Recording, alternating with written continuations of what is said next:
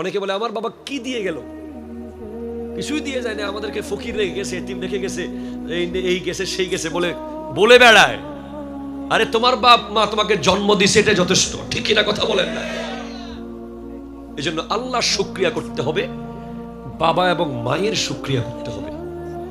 এবার আমি একটা হাদিস আমি আপনাকে বলি, যে হাদিস লম্বা হাদিস আমি পড়েছি, ওয়ালা তাউক্কান্না ওয়ালিদাইকা ইন আমারাকা আন তাখরুজা মিন আহলিকা ওয়া মালিক।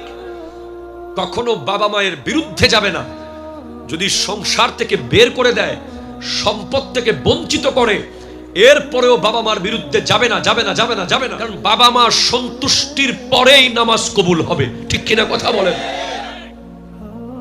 বাবা মা যদি অসন্তুষ্ট থাকে, আপনার নামাজ আপনার মুখে মারা হবে, আপনার রোজা, আপনার হজ, আপনার উমরা, এগুলো আপনি কিছু আশা করিয়েন না।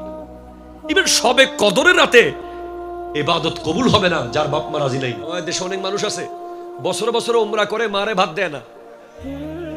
অনেকে বড় বড় দরবারে বড় বড় গরু মহিষ পাঠায়, বাপ মার খবর।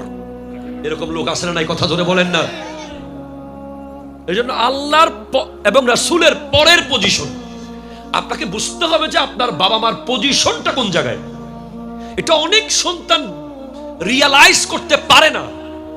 এটা রিয়ালাইজ করতে হলে আপনাকে ইসলামিক নলেজ রাখতে হবে, কোরআন সুন্নাহর জ্ঞান থাকতে হবে। তখন আপনি রিয়ালাইজ করতে পারবেন যে আপনার ঘরে দুইটা বুড়া বুড়ি যে পড়ে আছে, এদের অবস্থানটা কোথায়। এটা আমরা রিয়ালাইজ করতে পারি। আমার ঘরে যদি প্রধানমন্ত্রীও আসে,